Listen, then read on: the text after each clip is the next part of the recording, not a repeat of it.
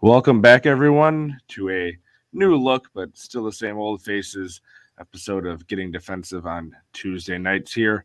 Although it won't be the sort of first take Tuesdays that you're familiar with, we're switching it up this week, sort of our last week of the regular season of the NFL.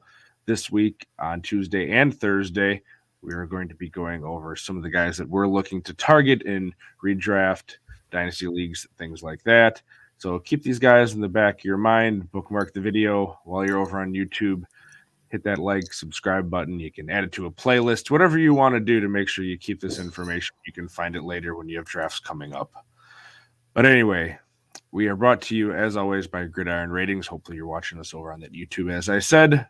And with me, as always, are James and Gary. James, how did the last week of most people's fantasy football seasons treat you?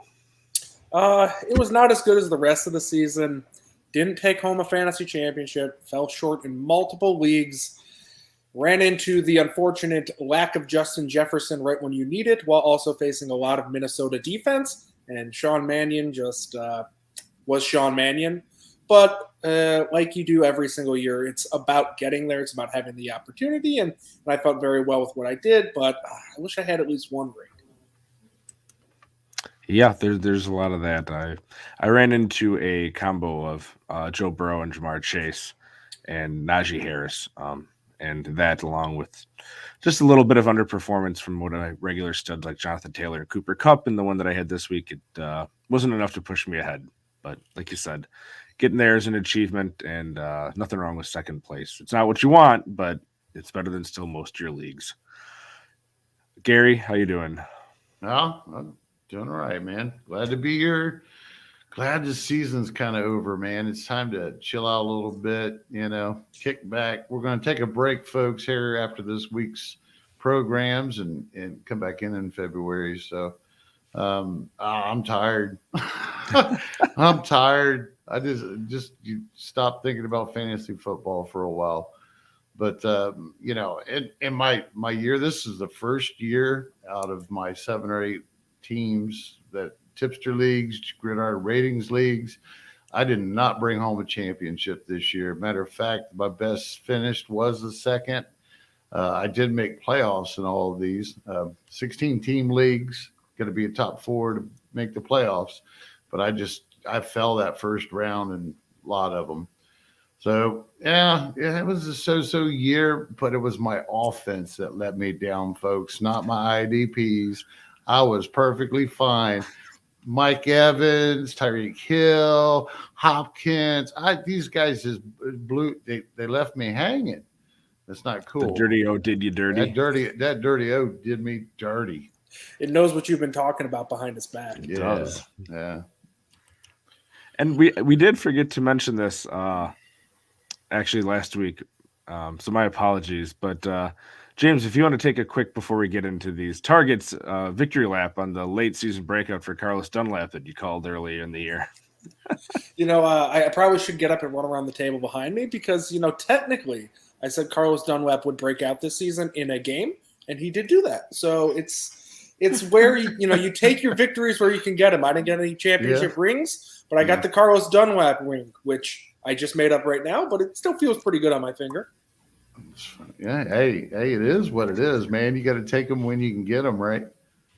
Exactly. Yep. But we're going to be talking about some people. All of these guys, I think, are probably younger than Carlos Dunlap, for one, but two, probably also more likely to help you out in this coming year. We're thinking guys that you can get later in drafts for the most part. But they will help you out. These players could be Dunlap's kids. Most of them probably, yeah, that's true.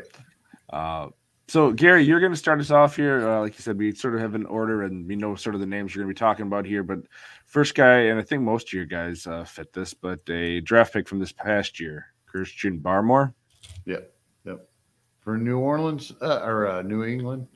Yeah, I he was kind of a high draft pick. I don't think he got a lot of excitement. Going to New England when it comes to the defensive line, usually don't have a lot going there. You can get some play for bye weeks and such if you're in deeper leagues. If you're in shallow leagues, you're probably like, why would I even look at him? You name me somebody if you're in just shallow leagues. You can't name me probably who's on that defensive line in New England.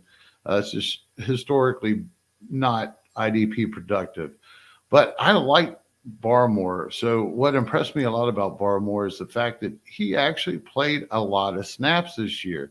He was actually at one point in the mid-season, it seemed like they was giving God checks a little bit of a break. He was still getting, 50, 60% of the snaps, but all of a sudden Barmore jumped up and he was getting 75, 80%. And that's unheard of by Bill Belichick. I mean, other than Mac Jones, can you name me the last starting full-time rookie on defense or offense for the New England Patriots?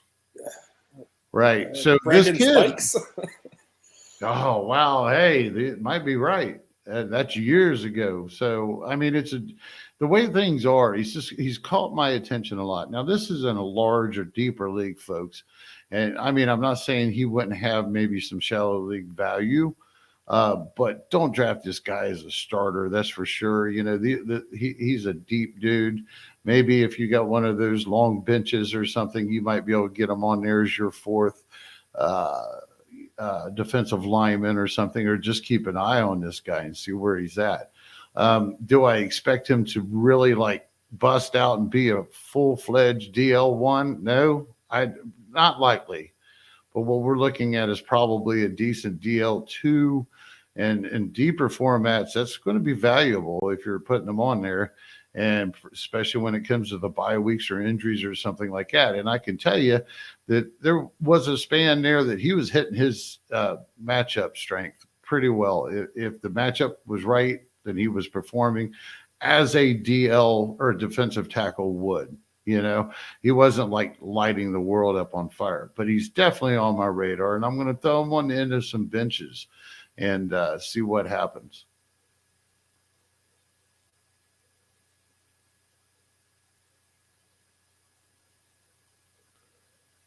Can you hear him, James? I got no audio, Craig. You got audio? Sorry. That's all I right. had it muted. He's a guy that I've seen Gary in a lot of leagues have sort of mainly that defensive tackle designation. So is that mainly the position that you're looking to add him in those leagues, or do you think he's going to have value in those just flat defensive lineman leagues? No, I couldn't see it. That was a good question. I appreciate that because I should have explained that right. At a DL position, you're looking more for defensive ends. It depends what league you're playing in. You might get some outside linebackers even marked as DLs and sleeper. But when it comes to defensive tackles, if you're in a shallower league, especially, you're not looking at these guys. Let him break out and all of a sudden surprises and then go get them because, you're really just wanting that. The only defensive tackles that I could even think of is Buckner. Can you help me out? Who's your top defensive tackles? Buckner, and you can't kind of get Aaron Donald's defensive end in his scheme, but he's still a defensive tackle. Those really are the only two interior defensive linemen. Chris Jones when he's playing normally in the interior. Casey Hayward, maybe, or Cam Hayward. That's that same thing as Aaron Donald. But the most purpose, you want your Garretts, you want your Bozas, you want your Burns, whatever. You want the top name guys. So as a defensive tackle play, he's what I was talking about, that third or fourth guy, a depth guy, especially on deeper benches. I appreciate that, Kraig. No problem. James, any thoughts on him before we go into your first guy? Yeah, I'll just give a simple little comparison that I've kind of felt with him, which I think is in line with what Gary's saying. Is I feel some Muhammad Wilkerson coming along where you maybe are okay with starting him in a league where you've got lots of DNs and you just have DL only. On a D tackle league, yeah, he's definitely viable, and he's young and upcoming, and when you get a lot of snaps and you're playing for Bill Belichick, you got to pay attention because he knows how to scout a little bit better than we do. So when you get snaps and volume, it's always worth watching.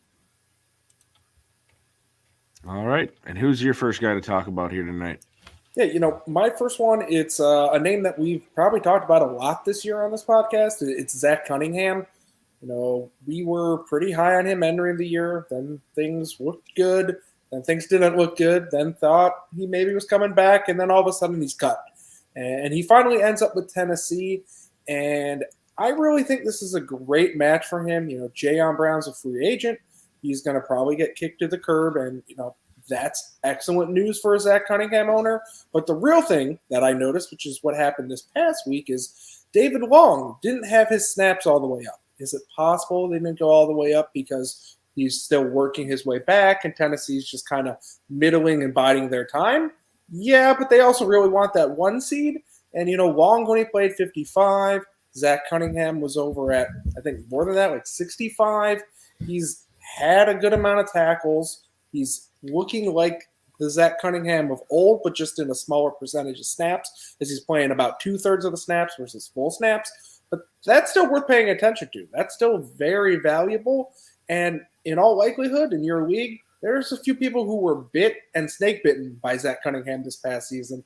They might not be very interested in investing next year. So he's a name that I think you want to keep your eye on. His value has gone up and down like crazy, probably more so than any other IDP this year. But I think it's on its way back up, and I think it's someone to just keep your eye on. He's not back to being a top asset like he was a few years ago, but he's back to definitely being rosterable. So I'm very interested in seeing kind of how Tennessee plays throughout the playoffs as well, because who knows, maybe he'll go and drop back down. But right now, he's a name that I don't want to forget about and chalk up to being, he's nothing next year. I want to remember that things can look very nice here. The other thing about him, too, is I think he's going to be like 27 for the entire year, basically, next year.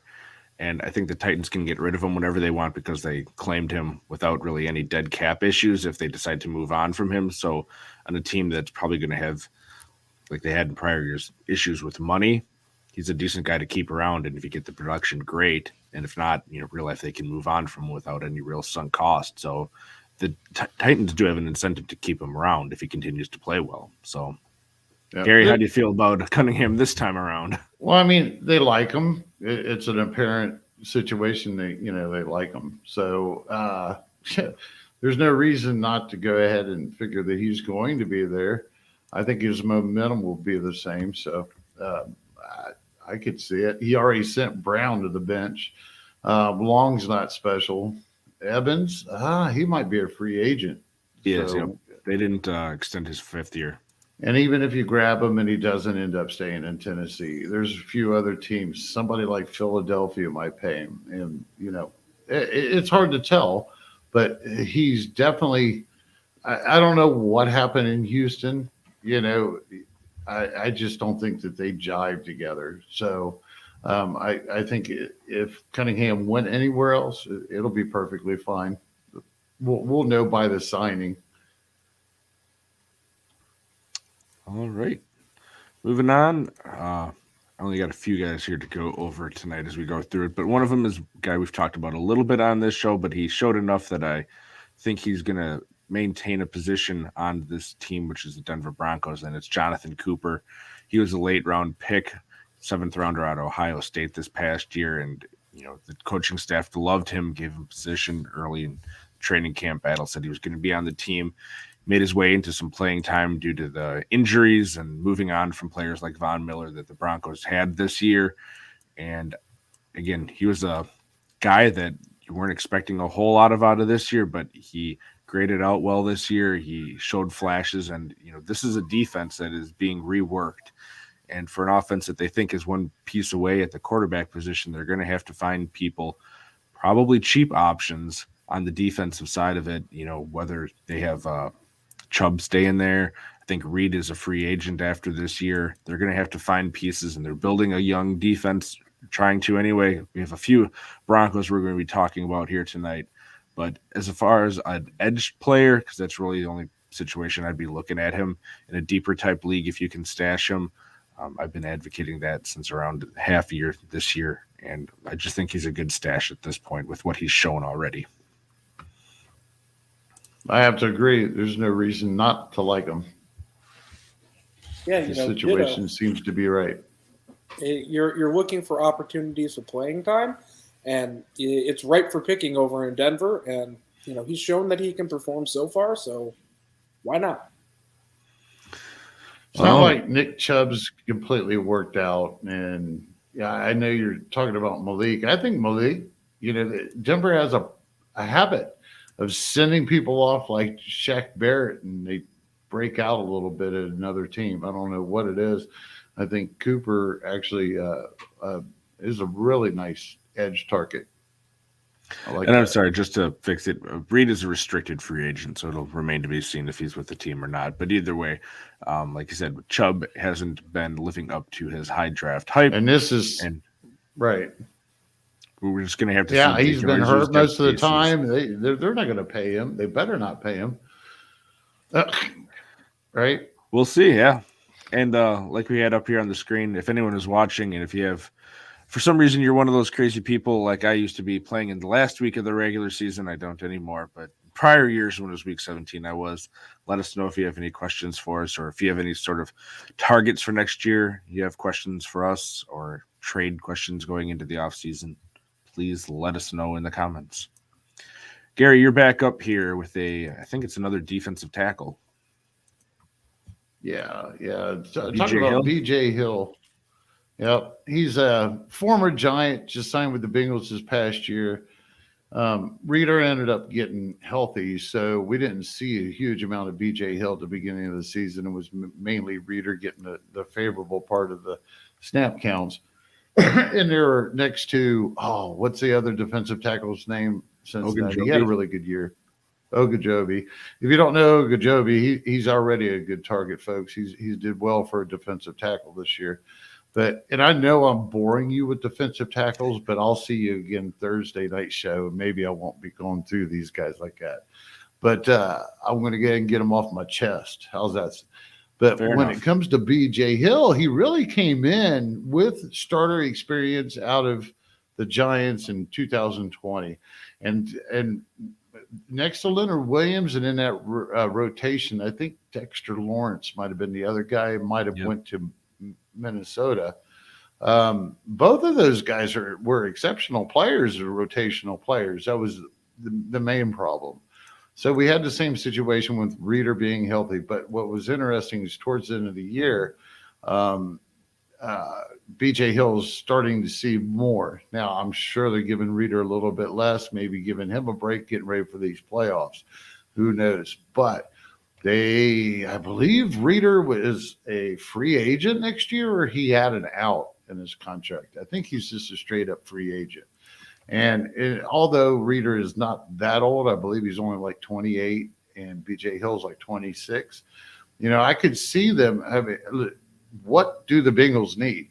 They could simply just go draft a defensive tackle and pay BJ Hill probably not as much as the Reader, who had a nice contract coming in. It wasn't special, but I think it's a possibility. BJ Hill would be one and that's the reason I probably like Barmore a little bit more, because he's already playing. He's already starting. He's already made some impact, where BJ Hill, it takes a couple little things. So again, this is for deep leagues. Only a defensive tackle play. Don't look at him at the defensive line. Wait until he may break out, which is highly unlikely at a defensive tackle. There's only a handful of special guys. So kind of a deeper league stash.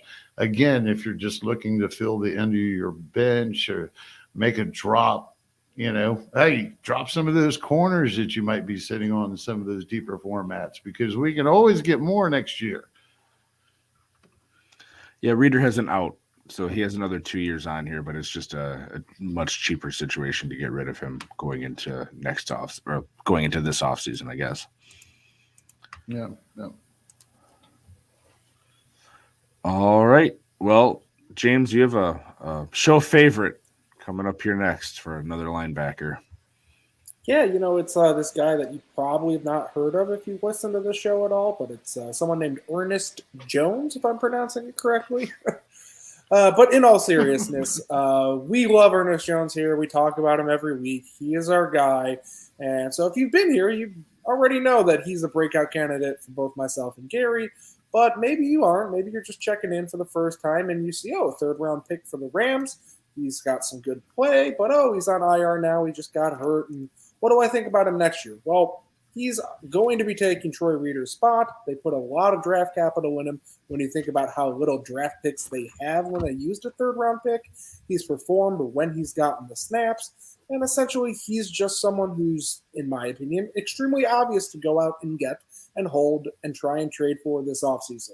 In your smallish leagues, it's possible somebody let him go. It's possible a championship level team decided to move on from him because they needed a roster spot or something along those lines. It's not very likely, but it could have happened. And if it hasn't, you can definitely try and go and trade for him because Ernest Jones is definitely in a position to perform.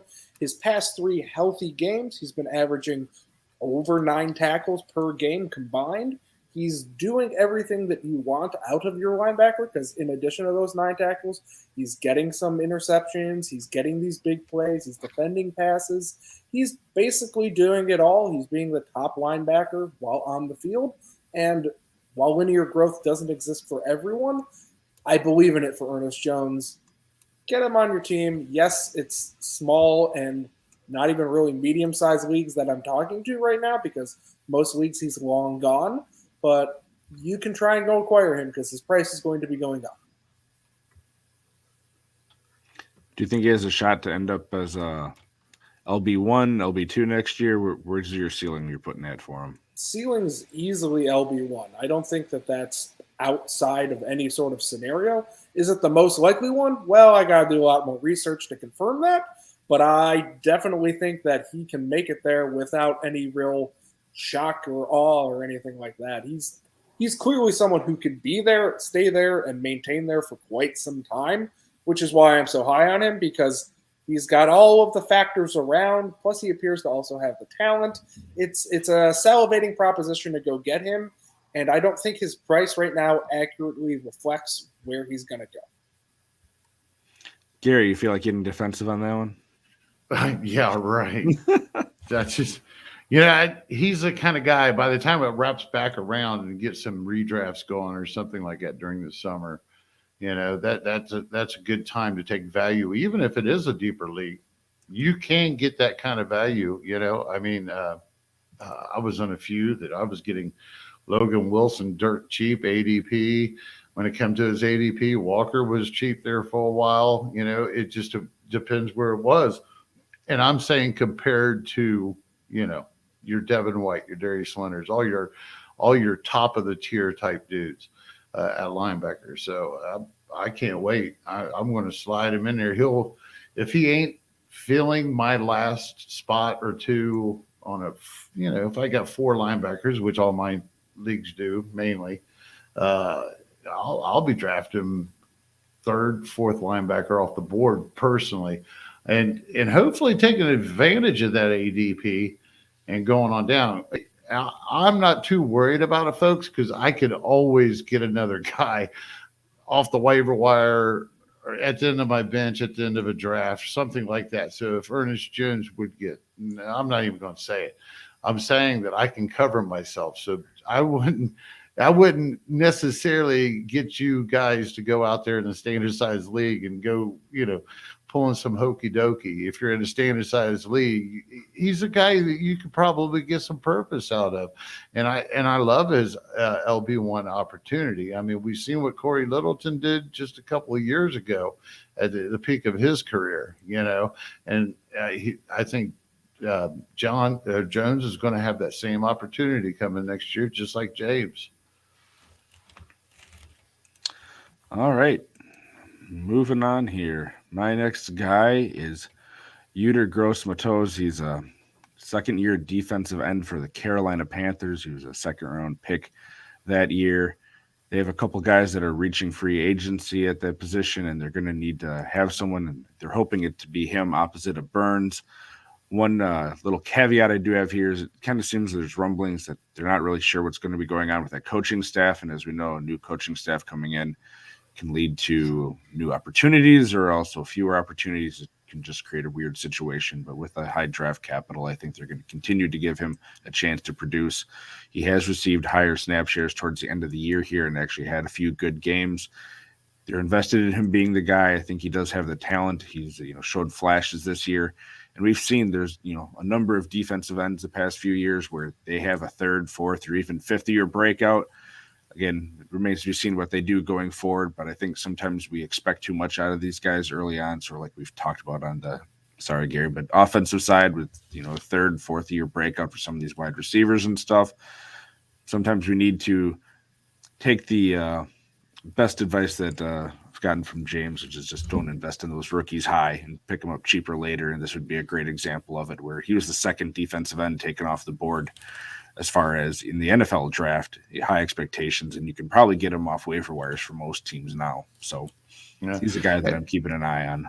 And a lot of these players that we're talking about, the funny thing is, by the time that we'll forget about these dynasty and these second and third and fourth year guys that we might be pointing out, because the draft's going to happen, and all that draft rookie hype just can't help itself but just overwhelm everything for the next 4 or 5 months, all the way up until the preseason, basically.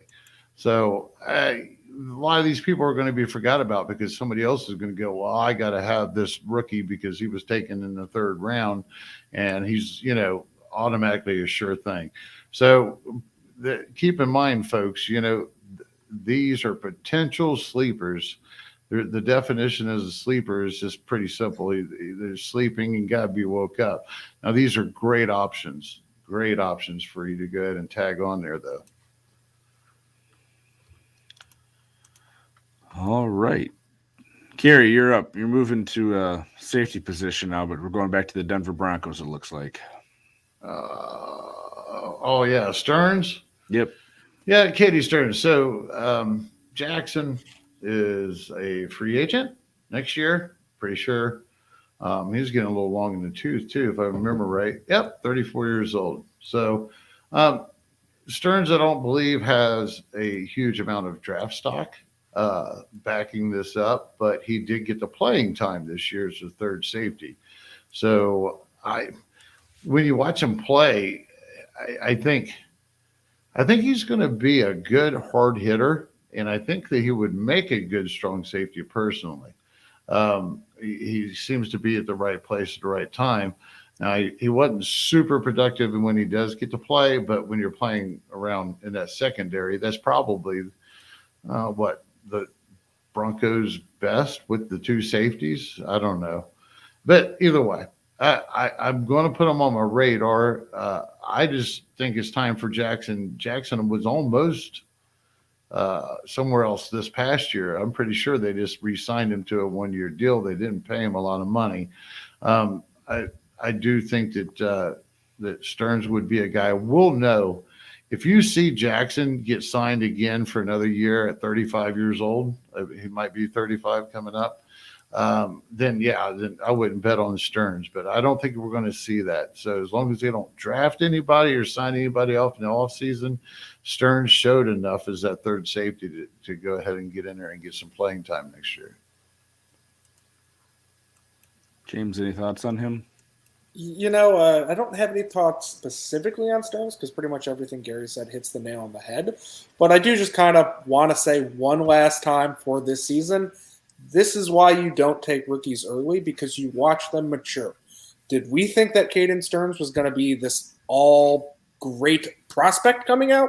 Maybe. I don't know. We don't know. We got to wait and see. We got to see these guys play football. We got to see the people in front of them play football and then see if they can actually mature and take those spots. Jackson looks like someone who is probably going to be let go regardless of how Stearns played, but he got to have his little audition. But the real answer is he got to have his audition and not take up a roster spot, and now he can take up a roster spot when he's coming to maturity. He's either going to succeed or fail. And so I think Stearns is a nice guy to go and plug and hold and see what happens. But if he doesn't, you can get rid of him quickly as opposed to having rostered him all year. So just one last rant out of me to just say, that's how you treat rookies. Yeah. And that's the worst thing to do, folks. Don't go out there and grab these guys and not pay attention to them over the next 6 months. Because if you don't, you're going to miss either signings or clues or drafting or something. And all of a sudden, you're going to be sitting there at the preseason and you're going to find out that he was worthless. You've been holding on to a worthless person or player for the last 4 months because something happened and he just basically got knocked down the depth chart. So you got to follow through on these, and these, especially you people in deeper leagues, you probably understand. James, you got another rookie of this year. Next up with Pete Werner. Hey, I'm hitting a pretty hard theme on this one, which is young rookies of this past year who play linebackers, but I'm rolling hard with this theme post Zach Cunningham. And Pete Werner is definitely somebody I'm looking at going, oh, the ceiling's, very high up there for him. Yes, Demario Davis is on the Saints, and Demario Davis just kind of always is there producing in some capacity. But correct me if I'm wrong, because I'm not no cap expert, but according to SpotRack, the Saints next year are $61 million off the cap. They need to save $61 million off their cap. And if they cut Demario Davis, that nets them $7.5 million, which is a decent amount post 6-1, but they need to save so much money that there's going to be a lot of cuts. I don't know where and who and how and why, but they need to get themselves some money, and Demario Davis will be gone. And I'm not even factoring the fact that Quan Alexander is a free agent. Werner's going to be on the field a lot so long as he's healthy. So give me production by default. And if he doesn't have production by default, I'll still see him on the field anyways and take my risk, because I don't really care what his talent level is, even though I think it is pretty solid. He's going to be out there fielding. He's going to be out there performing. He's going to be out there tackling. And really, I think the Saints are going to be getting a lot of runs against them, because I don't think they're going to be ahead very often. Things don't look that peachy down in New Orleans. And Werner just seems like a guy to just go and invest in just based on opportunity alone. I'm not even really concerned with skill level here. Give me this opportunity, whatever name it is, because it looks juicy to me. And you can tell the team's been sort of hoping to, find something here with the way that they've been drafting. With Bond 2 years ago, they took Werner. Now it almost seems like they had foresight into the problem that they've created, which hopefully they would, and trying to find cheaper solutions for the future. And paying attention to those trends of what the team is doing compared to their cap, it can be a good way to sort of find these guys. Gary, yeah, and they are. When you got Cam Jordan, I'm pretty sure that he's supposed to get paid again next year. He's got a big ass boost and cash coming to him. Davenport, I'm pretty sure he's at the end of his rookie career. He's a free agent, yeah. Yeah, so you got a lot of money out there that needs to be paid to somebody. So they drafted Werner high enough. It's going to be an interesting situation across the board with them to see what they do with these guys. I love Werner's chances. All righty. Going down, I got a safety here. Juan Thornhill for the Chiefs. The Chiefs have a number of guys in their secondary. Matthew and then a couple cornerbacks and Sorensen that are going to be free agents here. Thornhill was a second-round pick of the Chiefs in 2019, and he has gotten some play for them this past year more so. But he's another guy that I think can sort of step into more of a full-time role and have more opportunity, something to keep an eye on, because clearly we had talked about Sorensen getting picked on start of the year. He just wasn't the answer. And I love me some Honey Badger, and I still do, but I don't know with the cap situation that they have if they're going to be able to bring him back with those other areas that they're going to need to work on. So he's a free safety. He, probably isn't what you're necessarily going out of your way to go get right away and hoping for that high level of production. But in your sort of deeper leagues, we're still looking at those safeties. He's a guy that I can see coming into value, just how that offensive functions and then what that leads to into the defense.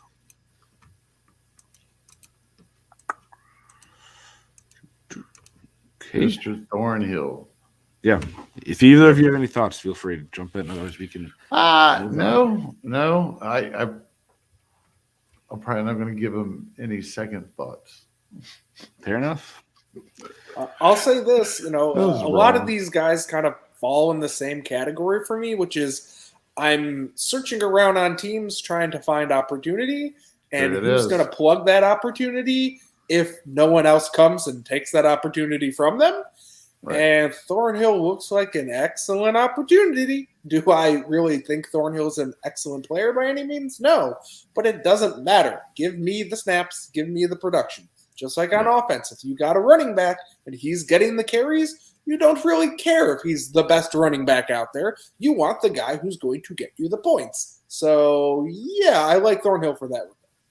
Yeah, that's the funny thing that this has just came up because you all have noticed, folks, the theme is exactly what we're talking about. We're talking about contracts, the opportunity, just like James said. It's really the only thing that you have at this time of the year and until we see somebody draft, because then when the draft happens or people aren't re-signed, I guess actually signing period is actually our first part. But, it just things start either falling apart or looking good. So we got to start somewhere. And this is the early off season, January 4th. So it doesn't do anybody any good right now to break down a bunch of film and diagnose how a player plays and grades out on the field. We're at the ground level, starting at contracts and starting at opportunity at the same time. And that said, we're going to break the trend here. It's funny timing for that. And go with the highest drafted player on our list tonight, Kwity Paye with the Indianapolis Colts. So I think it was like the 21st pick overall this past year. Yeah. And the first thing I want to say, folks, this is kind of a no-brainer for a lot of people that knows who this is. He did okay this year. I think he got injured a couple of times. Maybe he might have missed a game or two. He did all right. I believe Muhammad, is that his name, Muhammad or whatever the other guy? Muhammad, yeah. Yeah, and Autry's there too. And they play their kind of defensive ends kind of funny sometimes. They kind of rotate him in and out. Buckner or whatever is the only guy that really firmly stays on. I don't think Autry was there. I think it was Toure. I think Autry went to Tennessee or something. Yeah, you're right. Toure. And then you got Grover Stewart, and he's still young, but he's just a defensive tackle. He's not. So anyways, we should expect him to take another step. He got to play this year. He's getting warm. He's getting his feet warmed up, Don't draft him to be your starter in any format. Just know that this is a guy that he ought to be your first depth piece if you're looking for it. Will they be serviceable as a high-end DL1? Hey, he's got potential. And Buckner's still got a few good years left in him. So if he gets his shit together in time and he actually, develops with this playing time, hey, this might be a nice, shiny guy to get a hold of. As I said, to some, might be obvious. To others, may not. Because that rookie hype died.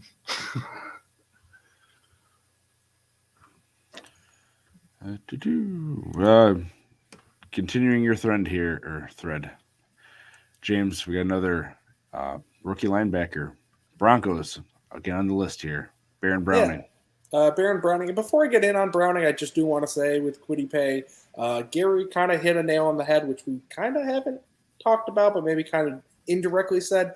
His rookie hype crashed, burned, disappeared, very gone, even though he wasn't horrendous. He wasn't not playing at all because he was so bad. And you want to go and find value. So we're talking about trying to find value with opportunity. You can also find value from guys who clearly have some sort of potential by being a first-round pick, clearly didn't not perform horribly on the field, and yet their fantasy value has just dropped because probably whoever drafted Kwity Paye in any kind of dynasty thought, oh, I've got an instant edge rusher, and that didn't happen necessarily. So when you're looking for value, you're also looking for value based on what your league perspective is on a player, as opposed to just purely finding a 5th or a 6th round guy who was nothing and now might be becoming something. Now I will pivot over to Baron Browning, linebacker for the Denver Broncos. Browning has been seeing a ton of defensive snaps since midway through the year. I think outside of week 10, where he got hurt, and week 11, where he didn't play, he's seen at least 86% and has snapped 100, a good amount. And you go, okay, well, he's produced fine. He hasn't produced amazing with those snap counts, but he's been totally acceptable. And then you look at those free agents who are coming up, and you go, oh, A.J. Johnson's going to be a free agent. Oh, also Josie Jewell. Oh, also Kenny Young. oh, even Micah Kaiser, who got snaps this past week for some reason, free agent, and you go, suddenly there's definitely an easy path to playing time for Baron Browning, given his draft capital, what he's done already in terms of playing time, and what he's expected to do. So, yeah, you're going to want to eat that up. Maybe he's the next Miles Jack, someone who's playing a lot, who you like and think maybe could take it all the way up to being a clear LB1 and never really gets there. But he gives you plenty of value along the way. And maybe I'm just in leagues where I've down-talked rookies so much, but I feel like all of the rookie hype that was there week one is just gone for basically everyone who's not Micah Parsons. And there's a lot of opportunity to go and buy these guys because they weren't horrendous by any means. They just weren't world beaters. And I think this is a very easy buy, and I feel like no one else is really saying it. But maybe I'm just not looking in the right corners. Well, I think him and Jonas Griffith, which I'll probably talk about again Thursday. I think I think those are your two starting linebackers next year, heading into week one. I don't see no problem. They love that kid, Griffith. They really are impressed with what he's done. So if I wouldn't be surprised, both of them are side by side and producing. Gary, you have you're switching it up, going to the safeties here. It's my turn. Camryn Bynum. Yeah, I think we all know a little bit about him because he got to fill in for Harrison Smith. I don't know, mid-season. I think Harrison Smith missed like 2-3 weeks or something, and Barham came in there and he absorbed that production like a champ, and he graded out well. Matter of fact, I think he's like outstanding graded. I haven't looked at it, but I'm pretty sure he was way above average at PFF. There's a lot to like about this kid. Let's see, Harrison Smith, I believe he had a out in his contract if he's not a free agent. And then I know Woods was only at the free safety position, which I have no doubt that he could play. I'm pretty sure Woods is also a free agent next year. So, will they both be there? Who knows? But they've seen what they really need from this kid to know that they could put him in as a starter. He played that well.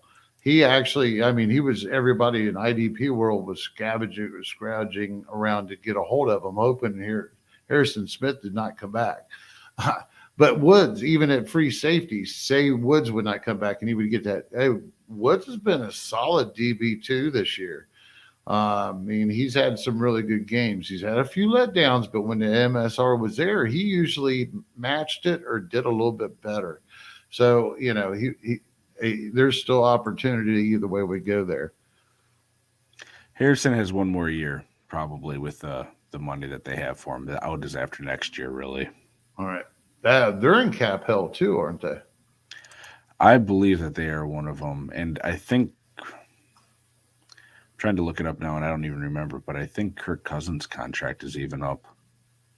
Yeah, I think they're basically right at the cap right now. They got just under $3 million. So they're not in hell yet, but when you need to re-sign your quarterback, you're in hell. Yeah. Yeah, that'll be interesting because it sounds like there's rumblings of a new coach, new GM there too, potentially, with all the problems that they've been running into. So, yeah, might be a starting over point, and young players, you got to start somewhere. So, yep. James, you got the next two here. Go with whichever one you'd like. Yeah, well, I'll start with the first one, which is a name that probably no one has thought about at all, and that's Cameron Mcgrawing, if I'm even saying his name right, because that's how long it's been since I've verbalized it. He's on the Patriots. He didn't play at all this season due to a football injury, as often happens to players who get hurt preseason. He's a fifth-round pick. He doesn't have that much kind of, draft capital, but if there's a team that finds fifth-round picks and tries to make them something on the defensive side of the ball, you've got the New England Patriots. And they have Donta Hightower as a free agent. They've got Jawan Bentley as a free agent. And I have no idea if Camryn Bynum is good at football because I've never watched him play in the NFL. But if I have roster spots and I'm trying to just add someone and go, hey, maybe I can turn, a piece of moldy bread into a brand new one, or whatever terrible analogy you want to use, you can use it on Camryn Bynum. He's got an opportunity to potentially play. I think that's all I'm looking for here. This is obviously for your larger leagues. If you're in a small or even medium-sized league, no, you don't need to do this. But if you're in a deeper league, I don't think it's a horrible shot in the dark. Gary, I'm sure you have thoughts on him. He's from your favorite college. No, not really. I mean, I seen that we were going to cover him. I looked into him. He's covered it. There's other than that, where it really boils down to, I mean, can Bill Belichick actually let Hightower go? Gosh, he's been there running the show for so long. I think Hightower would probably play for $1 the way that he did. You know what I mean? So, I mean, he's never been productive, but I mean, the opportunity's there. The contracts are up. They're rebuilding as it is. So, there's no reason to think that Bill might do that. It's clearly logical. Other than that, it's a Patriots. I can't guess what they're doing. Guessing on Barmore. I was just trying to get you to say something good about a Michigan player, but no, you I didn't will fall not. For it. I know you didn't fall for it. Yeah. Who's up next, James? My last one, it's another rookie from this past class who plays linebacker. I've been talking about a lot of different ones, so let's bring up another one. This time it is Garrett Wallow. A few weeks ago, we were thinking that Garrett Wallow might have some good run in him, and then there wasn't a good run. His snap count went down a little bit, and then it went down a lot against San Francisco. I don't even know. Maybe he got hurt. I'm hoping maybe he got hurt. I'm not exactly positive. But what I will say is Christian Kirksey's up for free agency, and there's no reason Christian Kirksey should come back to Houston. He's the kind of player who should go to a winning team, who's going to try and be a nice piece that's put over the top on the defense piece to go get himself a ring and get himself paid a little bit more. Whereas Houston doesn't need to be paying a Christian Kirksey. They can just let Wallow take snaps and see if they have something there, since clearly earlier they decided to give him some snaps. Maybe 2 games was all they needed. But again, I'm throwing shots at the dark here. I'm picking a needle in the haystack and going, maybe this is the right one, and just trying to guess and find something. So again, deep leagues, Garrett Wallow, he had hype a few weeks ago and it looks like it crashed and burned, but going into next year, maybe it returns. So throw him on the back end of your roster and see what happens. You're not expecting to hit gold, but you could. It's possible. You're panning in a public park. Anyone could have found it by now, but maybe it's you. Probably just as good as any rookie lottery ticket, folks. Well, I can't say any, but we've seen those crash. Davis crashed. Collins crashed. Only top 3 that Parsons, right, that survived. JOK's done okay. Let's see. Bolton was like a 3rd round pick, I think, or something like that. Yeah. I used to love, folks, don't take my advice and go do this if you're not used to it. But I'd surely just trade away all my draft picks, rookie draft picks, and dynasty leagues. Just give me those second. These guys that we're talking about at the end of somebody else's bench, I'm like, hey, man, you want a 3rd for them? Oh, yeah, send it over. Oh, yeah, sure. Okay, I'll even put you back a 4th. Oh, no, that's all right, man. Keep your 4th. I just have to trade it, too. So I surely don't want to pick. And then half the time you can get in. I used to love it because we get in the draft, and then I'd see something, and it'd be all nice and shiny, and I just know the name would be good.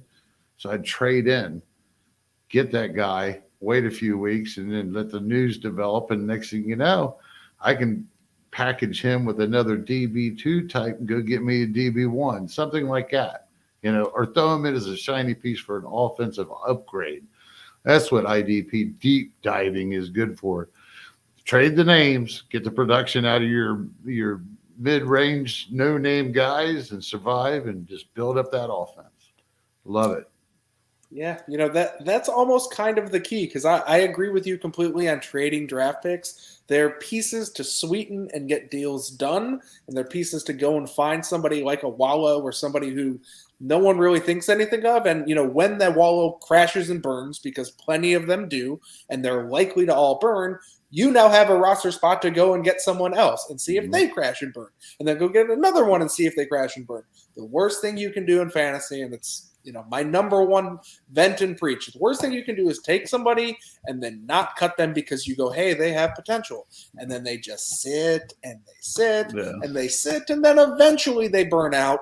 But you've just wasted a full season of roster spot on that guy when you could have churned 7 or 8 guys in there and then finally found something. You want to be able to churn people over unless you're in a 32-man league. If you're in that kind of league, all right, maybe you don't. Then those draft picks matter, but those late round picks, they're perfect pieces to trade away. Agree with you completely, Gary. That's going to do it for us tonight, folks. I hope you've enjoyed. I think that's about 14 players or so here that we've gone over for you, and there's going to be another, 12 to 15-ish on Thursday night with the show hosted by JJ Werner with Gary and Tripp on it, so make sure you tune into that. Thank you for tuning in tonight. We appreciate it.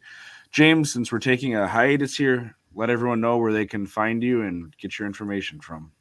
Yeah, I will be over on Twitter. It's my main jumping off point. If you're not over at Gridiron Ratings, you can find me there. I'm at WhatMoney3000.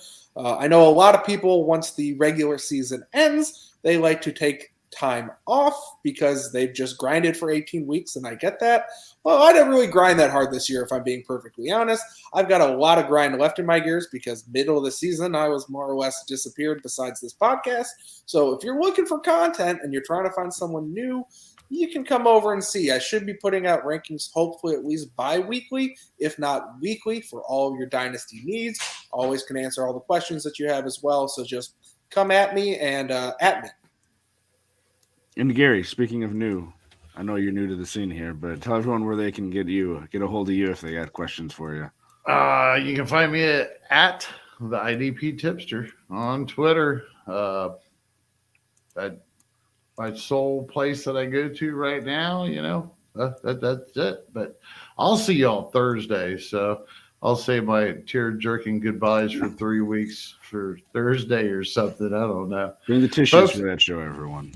Really, what I would like to say, just in case, is, hey, we really love the support you guys gave us on YouTube. We're fairly young. We really didn't even get into YouTube until probably late spring. So we really do appreciate our subscribers and everything. And, if we're not responding for whatever reason on YouTube during the next 3 weeks, please reach out to one of us on Twitter, and we'd be more than happy to talk to you for whatever it is you might need. Especially offense questions. Gary loves give me the dirty-o. I love the dirty-o. I answered some dirty-o this past weekend, and I was like, yeah, okay, yeah. For the last week of the year, now you got the stink on you. You need a whole year to wash it off. Yeah. Hey, and if some of you crazy folks are out there in the 18 team, or your championship is in week 18, go check out our start-sit charts on the Tipster's office on gridironratings.com. They are actually updated the data, the SSR, MSR, and all that. Check them out. There's usually a tipster take in there. I removed those. I had no confidence in 18, folks. You shouldn't be having championships, especially money leagues. I used to know people, they would put hundreds of bucks on the last week of the season, not week 18, but the last week of the season. I'm like, are you kidding me? That's pretty crazy. I tell you, I was in my main league for years was that way. And then with this new switch to the 18 week, we just kept it how it was. So the championship's been in week 17 for 9 years. Yeah, so however long we've been in it. Right. I love the randomness of the last week. I know they said, we want the best team to win, but I thrive for money? on chaos. Yeah, well, I mean, it's $15 a person. It was nothing crazy. But that's not bad. Oddly enough, saying that I like the chaos of it, I've won more championships this year than any other year. So maybe there is something to me just liking that craziness that this season brought. So yep. We'll I'm see how glad it somebody goes. had a good year. Ain't you, James? Oh, I had a good year. I just didn't bring Well, home any rings. Right, And right. it's all I about had the a good journey. year, but yeah, I'm just not used to not having one of those titles. At least one. Give me one. Yeah, I need Yeah. to up my leagues next year in order to get me a few more rings. You know, Right. you diversify down, but you only have so many fingers. Right. I lost to Kraig 2 weeks ago. That cost me in a money league. I ended up not placing at all. Right. Yeah. Yeah.